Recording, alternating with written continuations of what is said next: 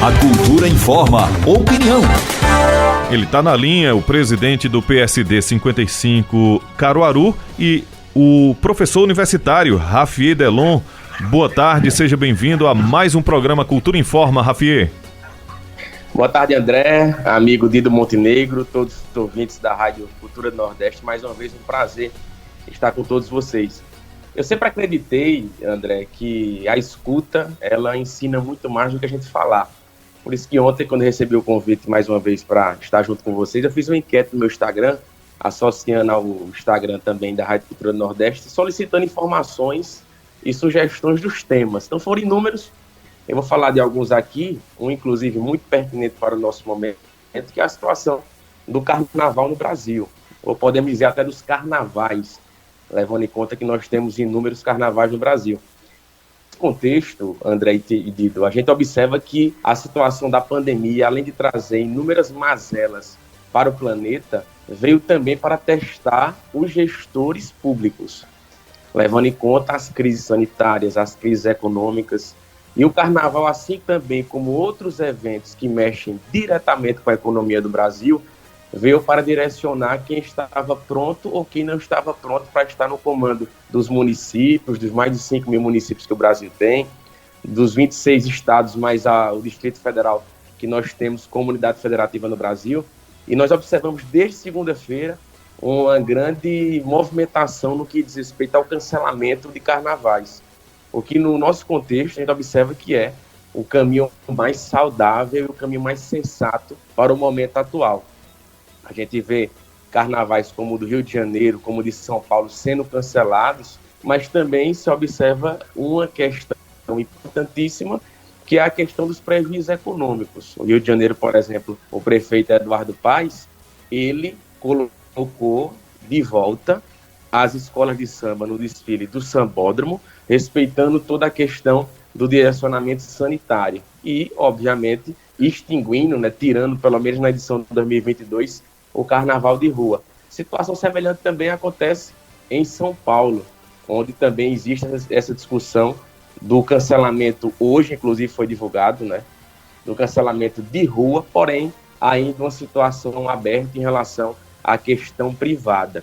E trazendo para a realidade do Nordeste, nós sabemos o quanto influencia a questão do carnaval no Nordeste, de modo específico, Olinda e Recife cancelaram também seus carnavais, mas eu queria chamar a atenção, André e Dido, para uma movimentação do prefeito professor Lupécio de Olinda, onde, além dele ter cancelado, ele se preocupou em algo que é onde eu gostaria de fazer o link para a realidade de Caruaru, que é a importância desse auxílio emergencial, se assim podemos chamar, de 3 milhões de reais para categorias que são influenciadas mais ainda diretamente com a ausência do carnaval, como a situação dos catadores, dos ambulantes e dos artistas em geral. A gente sabe que Olinda é uma cidade berço do ponto de vista de sua cultura, do ponto de vista de artistas, do ponto de vista de pessoas que esperam o ano todinho pelo carnaval para ter sua renda extra.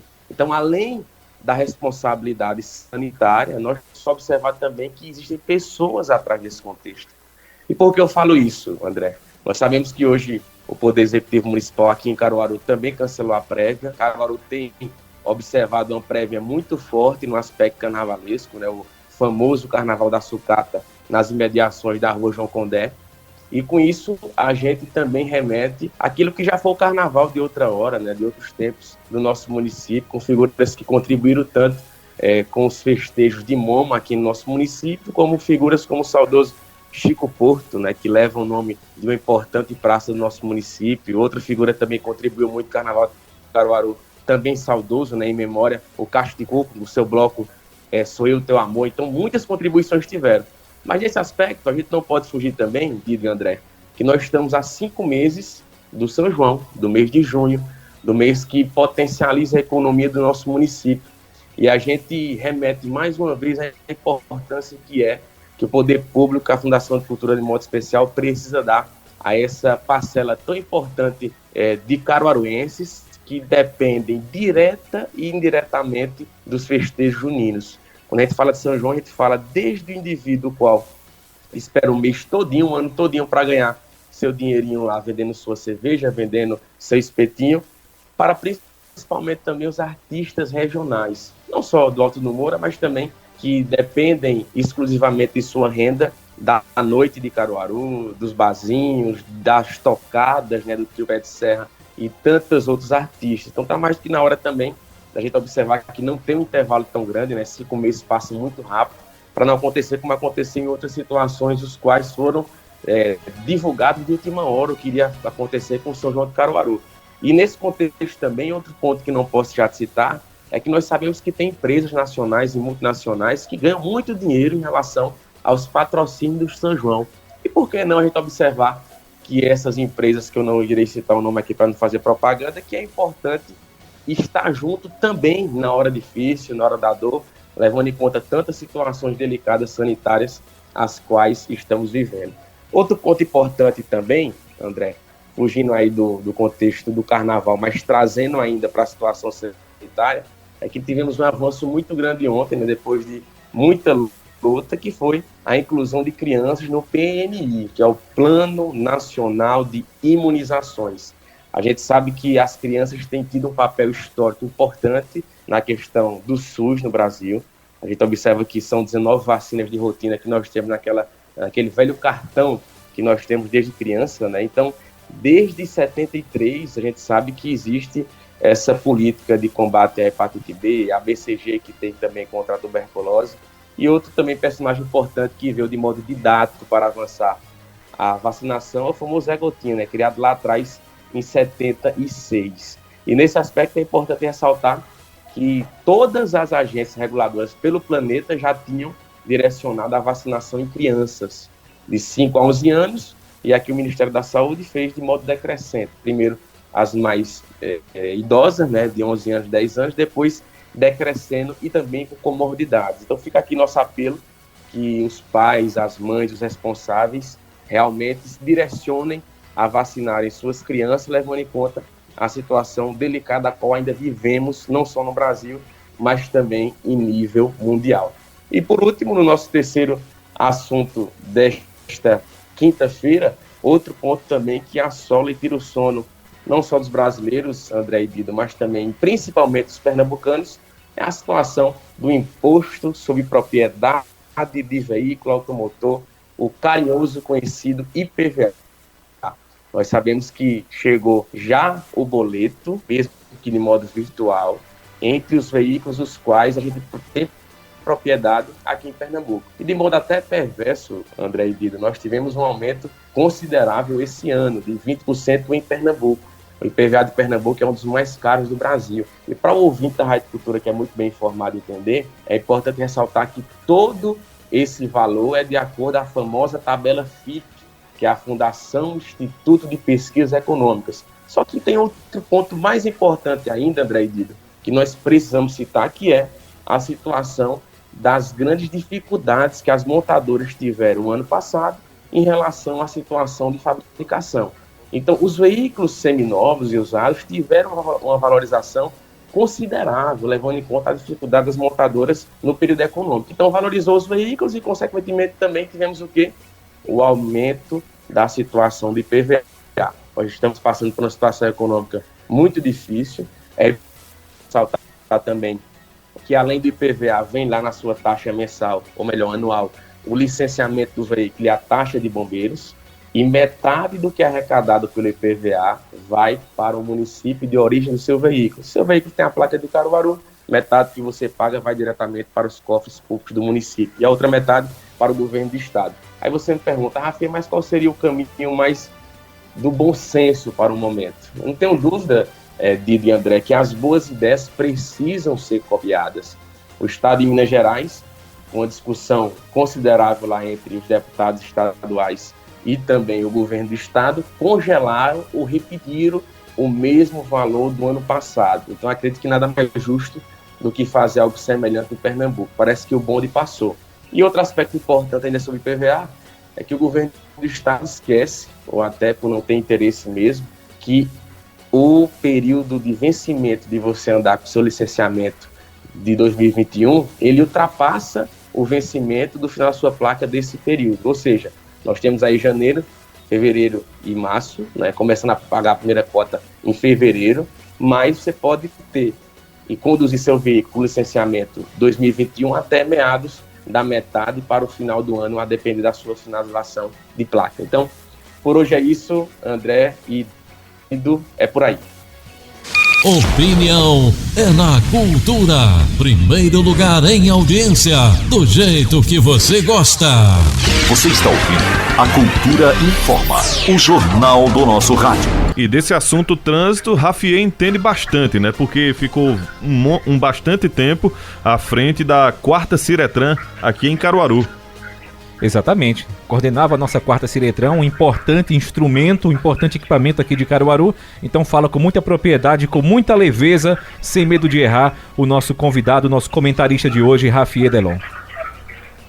É uma grita de todo mundo, né, Rafi? Essa questão do IPVA sempre no começo do ano e a gente não vendo a melhora nas obras, nas ações com esse valor recolhido pelo IPVA. Sem dúvida, André. A gente observa que, do aspecto comparativo, outros estados prorrogam aí em 6 vezes, em 7 vezes, ou até coloca para o segundo semestre essa arrecadação. De modo maldoso, o governo do estado de Pernambuco coloca no início do ano a sua arrecadação, um desconto muito baixo para o parcelamento, ou melhor, para a cota única, né, de apenas 7%. Então, só para você ter ideia, quem tem finalização de placa 1 e 2 vai ter que pagar já a primeira cota no dia 9 de fevereiro. Depois segue a sequência mensal, né, 9 de março e também 7 de abril. E a última placa é 9 e 0, que são as últimas denominações, levando em conta primeiro pagamento para o dia 24 de fevereiro e a última para 29 de abril. Então, reitero aquilo que não deu para reiterar no início do comentário, que esse é o vencimento das cotas para o pagamento do seu boleto, mas o calendário, o qual você pode circular com seu veículo com licenciamento 2021, ele vai até a metade do ano para o final do ano, a depender também da sua placa. Então, é algo que não é divulgado, mas que é importante também a gente observar. Outro ponto ainda sobre esse assunto, André e Tido, é que infelizmente algumas pessoas acham que 100% desse valor deve ser direcionado para a situação da manutenção de rodovias. Não é. O gestor, a gestora pública, ele pode ou ela pode direcionar para onde bem entender, seja para a saúde, para a educação, para a reforma de uma escola, ou seja, não tem uma finalidade carimbada específica, mas mesmo assim, nós sabemos como é a dificuldade das estradas de Pernambuco. Nós temos dificuldade enorme em relação à buraqueira, à manutenção das estradas que cortam o nosso estado de Pernambuco. Infelizmente, quando o usuário não vê a volta do seu imposto sendo pago, consequentemente, cria uma revolta. Mas, repito o que disse no meu comentário, metade desse valor vai para o município de origem. Se você tem a placa do seu veículo licenciado lá em Riacho das Almas, metade vai para os cofres da prefeitura do nosso município de Riacho das Almas. Então é importante ressaltar também que é uma responsabilidade conjunta do Estado e também do município. Rafi, e sobre essa responsabilidade, por exemplo, o não uso do dinheiro por parte principalmente do Estado e também do município, já que vai um percentual para cada município, o não uso acarretaria em improbidade administrativa ou o uso indevido, um uso errado, e a questão também da fiscalização. No caso do Estado, os deputados estaduais e também do município, os vereadores. Sem dúvida, André. Você observa, por exemplo, que o líder da oposição na Assembleia Legislativa, né, o deputado Antônio Coelho, fez um artigo relacionado a isso, mas uma andorinha só não faz verão, né, André e Dido? A gente necessitava de uma movimentação maior, levando em conta que nós temos 49 deputados estaduais na Assembleia e apenas 2, no máximo 3, comentaram essa situação do IPVA, que é algo que direciona totalmente a vida das pessoas.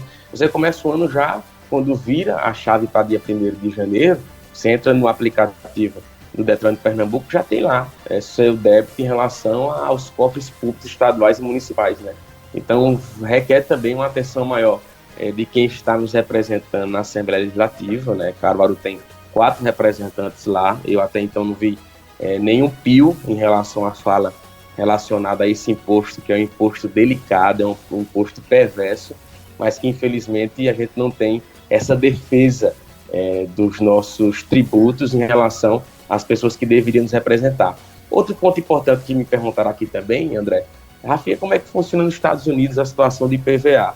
É importante a gente saber também outras culturas, sabe, André? Lá não tem o IPVA, tá? Lá tem uma taxa que você paga anual. Essa taxa ela é direcionada a partir do dia do seu aniversário, então não tem esse perigo de ser no início ou no final do ano, vai a decorrer, claro, de cada data de nascimento de cada um. Uma taxa é uma taxa pequena, né? A renovação da placa, que deve dar algo em torno de 50 a 60 dólares, e somado também ao seguro, que é obrigatório, que você precisa ter o seguro do seu veículo, também é uma taxa de 150 dólares por mês em média. Então vai de acordo também com o peso do carro, do veículo. Então são situações que eu acredito que o que é bom, a gente precisa, claro, de acordo com a cultura, com a realidade de cada estado, de cada país, ser aprimorado para a nossa realidade, para facilitar a vida desse povo. Quando eu estava lá no Detran, como gestor, André, eu brigava muito em relação a isso para ter uma condição melhor de pagamento do IPVA. E a gente conseguiu trazer para o interior de Pernambuco, para Caruaru, o pagamento no cartão de crédito. Hoje o contribuinte pode dividir até 18 vezes no cartão de crédito, tem uma taxa maior, tem dos juros, mas dá uma condição mais segura de pagamento. Rafinha, e sobre o seguro DPVAT, né? O governo anunciou ainda no final de dezembro a isenção, né? Nós não teremos essa taxa nesse ano. Em compensação, a gente foi noticiado com aumentos aqui, por exemplo, mesmo em Pernambuco, não é? Pois é, Dido, é importante ressaltar que a taxa do seguro DPVAT era uma taxa bem simbólica, né? Para você ter ideia, de moto não chegava nem a R$10. E foi uma política pública que deu certo no Brasil. A gente precisa também reconhecer o que deu certo. Para você ter ideia, o seguro DPVAT hoje é o único seguro que cobre todos os brasileiros, independente de você possuir um veículo ou não, independente de você possuir uma CNH ou não, que é a Carteira Nacional de Habilitação. Ele cobre todo tipo de acidente envolvido qualquer pedestre, seja de natureza brasileira ou não, que esteja aqui no território nacional. Então eles chegaram numa condição que tem tanto dinheiro guardado, André, que é o segundo ano já consecutivo que não cobra o seguro DPVAT. Então é importante ressaltar que nesse contexto existe um caixa gordo, né, um caixa considerável, onde por ter tanta condição financeira no caixa, não foi necessário cobrar mais. Levando em conta outro ponto importante, quais são as situações que o seguro DPVAT é incluído. Primeiro, despesa médico-hospitalar, tá? Você que teve uma despesa privada médico-hospitalar, você pode solicitar o seguro DPVAT. O segundo ponto é a situação de morte, né? Você também tem esse direito, aí obviamente serão os seus familiares, né? E o terceiro ponto é em relação às sequelas, né, que você fica. Então são 3 pontos que estão relacionados à garantia do seguro DPVAT, que são valores que vão até R$ 13.500. É um valor considerável, que claro, representando toda a sua documentação, você vai ter o reembolso desse valor aí. Hoje a seguradora líder é a monopolizadora do contexto do seguro DPVAT no Brasil, mas que na minha concepção presta um serviço positivo à sociedade brasileira. Algumas perguntas dos ouvintes. O Robson Teixeira está dizendo o seguinte: boa tarde, pergunta ao Rafier o que ele achou do presidente ter recusado a ajuda da Argentina, já que as despesas de 10 pessoas para vir de lá para cá sairia mais caro do que se contratadas umas 100 pessoas aqui no Brasil, até manter mais voluntários. E pergunto para ele se ele é comunista, socialista ou capitalista. Essa questão da ajuda, inclusive, é se referir na Bahia, não é isso? Isso. As enchentes. Primeiro, deixa eu começar pelo fim. Agradecer a Robson pela participação dele, né? Mas eu me considero, do ponto de vista ideológico, um social-democrata, tá? E a gente pode discutir isso em outra oportunidade. Mas respondendo a pergunta dele, de André, eu acredito que a gente mora num país no qual ele tem uma responsabilidade geográfica muito grande com a América do Sul. Além de sermos o maior no aspecto territorial, somos os mais fortes economicamente, culturalmente. Nem se compara Brasil com Chile, Brasil com Uruguai, Brasil com Argentina, tá? Mas nesse caso aí, toda ajuda é bem-vinda. Não se faz política pública de modo individual, não faz política pública de modo eu sozinho futebol clube. Então, da mesma forma que hoje um país precisa do outro, amanhã, semana que vem, a gente pode ver a situação inversa também. E todo mundo precisa participar desse cinturão, né? Esse cinturão social, esse cinturão de colaboração. A gente sabe a situação que vem vivenciando o sul da Bahia, o sudoeste da Bahia também, Então você pega ali do lado de Minas Gerais, que é outro ponto importante, que pode também, em qualquer momento, ter uma situação delicada, e toda ajuda é bem-vinda quando se trata de países muito próximos, né, do ponto de vista geográfico, e que trata-se também de uma diplomacia internacional. A gente não pode isolar o Brasil de países da América do Sul, da Europa, de participação em debates na ONU. Quanto mais a gente tiver articulação internacional, só quem vai ganhar, obviamente, é o nosso país. Mais uma participação agora, o Paulo Sérgio Silva, ele pergunta: até pouco tempo, Rafi era do governo estadual, diretor da Ciretran. Caso ainda tivesse no cargo, você seria contra esse aumento? Não tenha dúvida, meus posicionamentos, eles independeram de qualquer tipo de participação em governo ou não. Quem conhece e acompanha sabe que meus questionamentos eram feitos independente de estar no governo ou não. É tanto como citei agora há pouco a situação da articulação em relação ao cartão de crédito, tá? Se eu, obviamente, fosse pensar apenas no aspecto governamental, eu não estaria preocupado em tentar solucionar ou tentar criar mais um estímulo de contribuição para o contribuinte. Levando em conta, André e Dido, que as pessoas não pagam as multas, não pagam o licenciamento, que é o IPVA e coisa e tal, não é porque não querem, é porque não têm condição. A gente via muito bem a situação do contexto das pessoas que não tinham a condição de pagar seus veículos, tinha seus veículos recolhidos, principalmente em relação à Toyota, à mototáxi, né, que dependem sobreviventemente disso para pagar suas contas, e a gente criou, dentro do que era possível, alternativas para facilitar a vida do contribuinte. Então hoje se popularizou, né, qualquer pessoa pode pagar no cartão de crédito, mas graças à articulação lá atrás da nossa ideia. Rafi, sobre essa lei que o governo estadual sancionou, né, o governador, melhor dizendo, não é, sobre a anistia, né, para motocicletas com IPVA atrasados até 2020. Você tem informação se foi muito positivo, se as pessoas aqui em Caruaru que estavam nessa situação de veículo atrasado, o pessoal conseguiu regularizar seus veículos? Ótimo questionamento, Dido. Não tenha dúvida. Primeiro que tudo que vem para contribuir com a vida das pessoas é positivo. O governo precisa também pensar não só nos cofres, mas também na vida das pessoas. É aquilo que a gente chama de empatia, né? Se colocar no lugar do outro. E nesse aspecto teve sim, a informação que nós temos é que teve uma adesão considerável, levando em conta que foi uma oportunidade boa. Outro ponto também importante sobre isso ainda, Dido, é que para os veículos que participaram do programa de anistia do débito do ano passado, né, 2021, os vencimentos ocorrerão nos meses de outubro, novembro e dezembro, tá? Agrupados em um único dia por mês, independente do final da placa. Ou seja, eles não entram nesse calendário do licenciamento 2022, tá? De fevereiro, março e abril. Eles terão os meses de outubro, novembro e dezembro para regularizar os débitos do ano de 2022. E eu acredito que deu sim para dar uma injeção financeira também nos cofres da Secretaria da Fazenda, levando em conta que o dinheiro não volta para o Detran, vai para a Cefaz, que é o maior órgão arrecadador do Estado, né? E, consequentemente, também facilitar a vida das pessoas. Mandar aqui abraço para o pessoal que está acompanhando a gente. Muita gente, por sinal, viu, Rafi, aqui nas redes sociais da Rádio Cultura. Tem muito comentário aqui, se você me permitir rapidamente. Isso é bom, vamos lá, fica à vontade. Sobre os assuntos, né?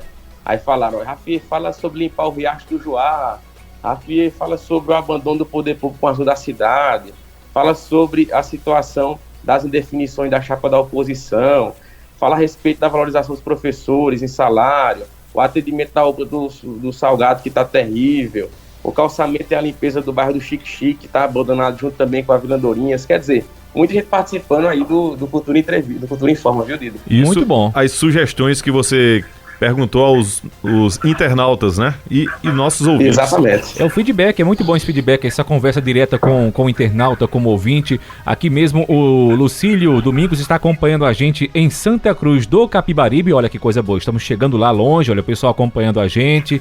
Tem aqui o Antônio Marinho também. O Josiel João faz a seguinte ponderação: boa tarde, Paulo Câmara cobra imposto mais caro do Brasil e as estradas em péssimas condições. Este é um ano de prestarmos atenção e mudar o voto, ver a necessidade, né? Porque continuando assim não dá. Então é uma ponderação do ouvinte que a gente também aqui tem que levar ao ar. O Jailton Arruda também faz uma ponderação aqui. Deixa eu ver aqui. Rafi, é bom lembrar que o fim do DPVAT é uma ação do governo Bolsonaro, uma ação entre tantas. Uma ponderação também importante, não é, Rafi? Sem dúvida, mas aquilo que eu falei, o seguro DPVAT ele não deixou de ser coberto, tá? Ele ainda existe. O que não existe é a taxa paga pelos contribuintes possuidores de veículos, tá? Ele permanece, mas, recapitulando, por já existir uma condição financeira considerável já nos cofres da seguradora, é o segundo ano que não é mais enviado, né, dentro do conjunto de licenciamento dos veículos, o pagamento das pessoas. Porque no popular tem gordura para queimar, então não haver necessidade, né? Não é o Porque fim. Na realidade mesmo, o que as pessoas comentam é o seguinte: eu não paguei meu IPVA esse ano, tá? Mas não é o IPVA, é o licenciamento. O que é o licenciamento, Dido? É o conjunto de impostos. Hoje, cada contribuinte ia receber o licenciamento com 3 impostos. Um é o IPVA, que é o Imposto de Propriedade sobre Veículo Automotor, que paga barco também, barcos, atividades que estão relacionadas ao automotor, né? O segundo ponto é o licenciamento do veículo, que é um valor menor. E o terceiro ponto também, que é um valor pequeno, que é a taxa de bombeiros. O valor mais alto é o IPVA, mas você paga o licenciamento do conjunto, né? Que são todos os 3 impostos. Rafi, você vai mudando um pouco de assunto, você vai permanecer no PSD para concorrer à Assembleia Legislativa, está pensando em mudar de partido, já teria um prazo para essa definição? Inclusive, antes do Rafi, inclusive, trazer aqui a resposta, a gente ontem conversou com o presidente estadual da sigla, não foi isso? Aliás, anteontem, conversamos com o André de Paula, né? Que inclusive teceu elogios ao Rafi. Não sei se ele estava ouvindo o programa, mas o André de Paula conversou conosco e fez aqui bons elogios ao Rafi Edelon. Sem dúvida, Dido. Primeiro, estava ouvindo sim, sou ouvinte assíduo da Rádio Cultura, né? Já estou esperando o próximo convite aqui também de comentar novamente, viu? Mas André de Paula, sem dúvida alguma, reitera aquilo que já falei também essa semana, é um dos melhores quadros da política, não só de Pernambuco, mas do Brasil. Não é à toa que ele está hoje como segundo vice-presidente da Câmara de Deputados, né? Uma articulação de 513 deputados, é o presidente estadual do PSD em Pernambuco, não tenho dúvida que é o melhor nome para representar Pernambuco no Senado na eleição desse ano. E do ponto de vista da minha situação partidária, até o dia 2 de abril, né, que é o prazo máximo para definição partidária. Eu, obviamente, vou observar a questão matemática, né? Eleição proporcional é matemática. Aquilo que eu falei também essa semana sobre a situação do quociente eleitoral. Primeiro é aguardar que o PSD tenha sua chapa proporcional formada, coisa que eu estou trabalhando para isso, mas não sei até que ponto será possível. E a partir daí tomar uma posição, se será o melhor caminho ou não, levando em conta que tem muito chão para rolar ainda, André, e tem muita situação boa para a gente discutir até o mês de abril. 2 meses, 3 meses na política são 3 anos. Tem muita coisa boa para acontecer ainda. Rafi, não direcionando você para esses partidos, mas na sua opinião como político, experiente e, digamos, jovem e sábio nessas questões políticas, principalmente de chances partidárias, de chapas, quais são os partidos atualmente em Pernambuco que têm as melhores chances nas coligações, ou melhor, na chapa proporcional? Foi bastante interessante, sabe, André? Eu vou fazer aqui um relato sobre como é que está o quadro político de Pernambuco virando essa página de 2022. Primeiro, nós temos a possibilidade de 4 polos de eleição majoritária, tá? Obviamente, a primeira, né, representada pelo governo estadual, pelo PSB, que chama-se da Frente Popular, onde hoje existe um debate interno, onde alguns nomes figuram nesse protagonismo. E existe uma tendência do governo do estado de ter essa divulgação até o final desse mês. A partir dessa divulgação, obviamente, o jogo começa a ter outros caminhos. O principal nome hoje é o do atual secretário de Desenvolvimento Econômico do governo do estado, que é o ex-prefeito do Recife, Geraldo Júlio, né? Por mais que ele tenha se colocado como não candidato, a gente sabe que nas entrelinhas ainda existe sim uma possibilidade forte dele ser o nome do PSB para o governo do estado de Pernambuco na eleição de outubro. E os outros 3 polos são os polos da oposição, né, que devem afunilar com a proximidade do processo eleitoral. Um primeiro polo é o polo representado pelo prefeito de Petrolina, do atual Democratas, o Miguel Coelho, mas que vai se transformar no União Brasil, que é a soma da fusão do Democratas 25 com o PSL 17. Outro polo de atuação é o polo da atual prefeita de Caruaru, do PSDB, e o outro polo é do prefeito de Jaboatão, pelo PL, Partido Liberal, no Antes Ferreira. Esses são os 3 polos. Correndo por fora também existe a figura do ministro do Turismo, Gilson Neto, que não tem filiação partidária, mas é possível que caminhe junto com o PL também, que é o partido do presidente da República. Esses são os polos. Então, eu começo dizendo isso, levando em conta que hoje, no aspecto governamental, a gente observa 4 partidos que teriam uma capacidade de formatação de chapa. Aí você pergunta, mas Rafi, quais são as dificuldades de formar uma chapa? Obviamente é ter quadros. Sem quadros não tem chapa. Sem votos não tem chapa. Hoje o PSB, além de ter os mandatários do próprio partido, tem sua capacidade de formatação de chapa. O PT também tem uma capacidade de formatação de chapa.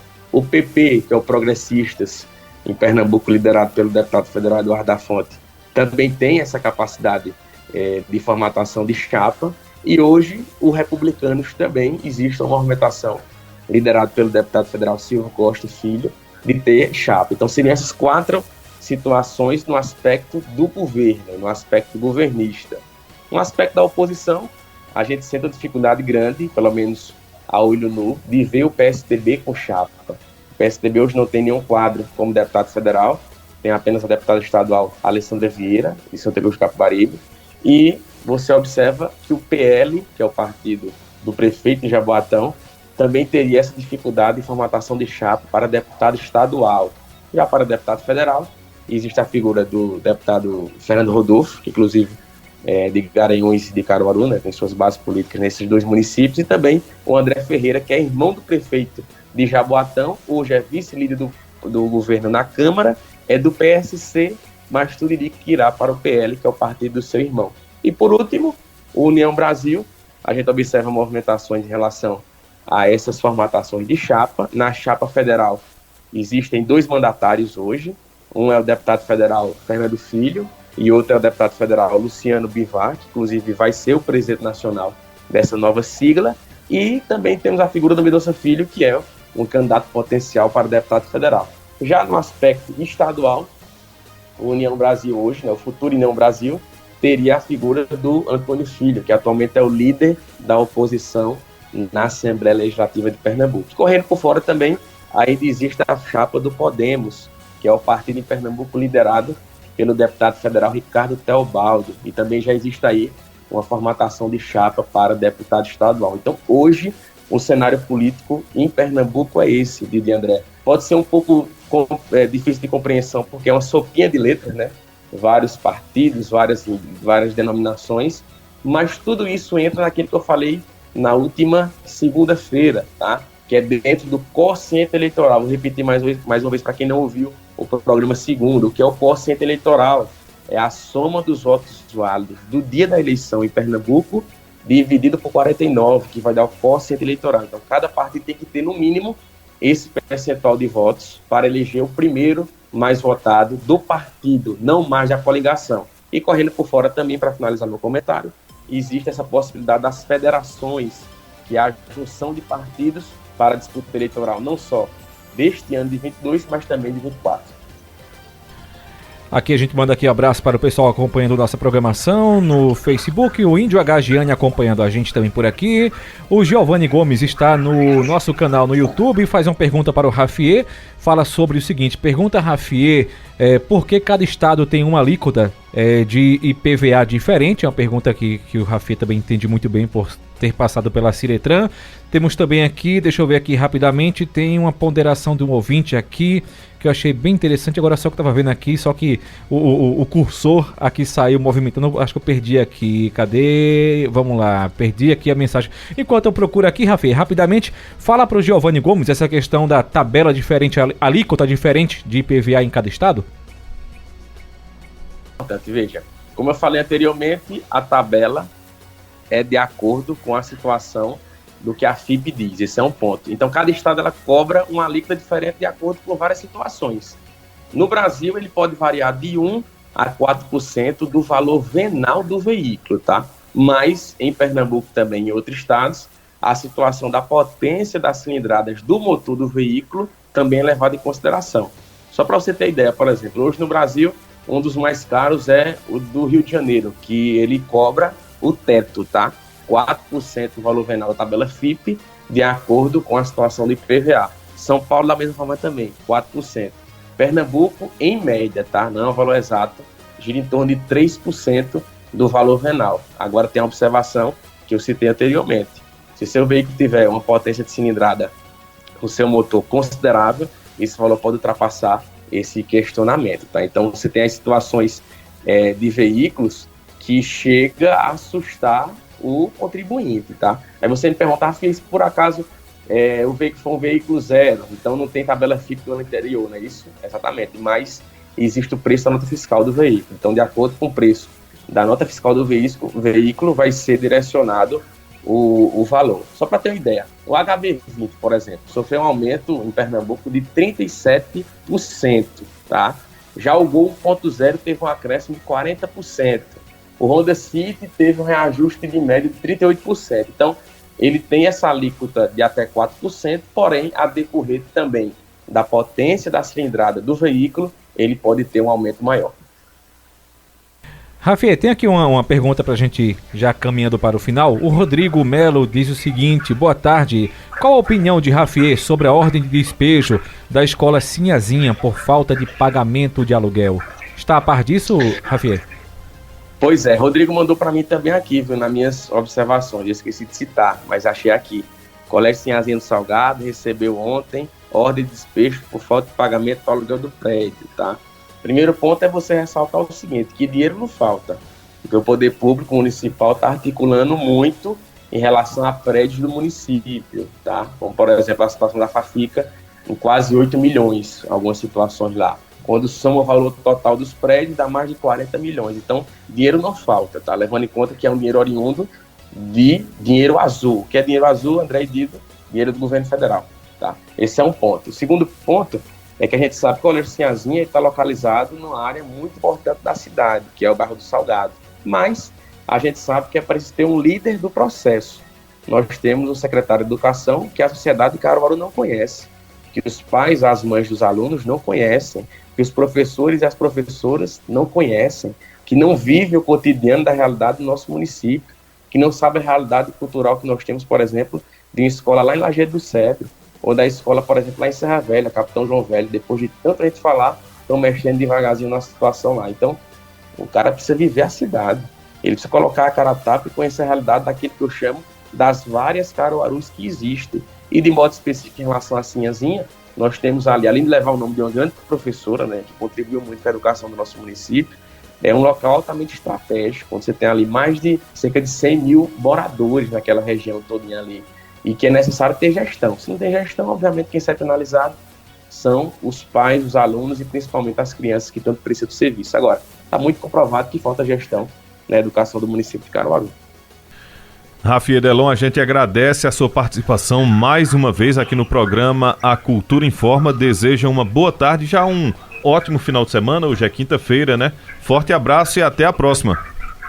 Eu que agradeço, André, mais uma vez, fiquei muito feliz pelo convite. Um abraço aqui. Agradecer às dezenas de pessoas que comentaram no meu Instagram lá, @RafiEdelon, sobre sugestões para o Cultura Informa, e já estou à disposição de vocês mais uma vez para outra participação dessa. Uma boa tarde e um bom fim de semana a todos que acompanharam o nosso Cultura Informa de hoje. Um abraço. Forte abraço, Rafi. Muito em breve estaremos mais uma vez conversando aqui no Cultura Informa.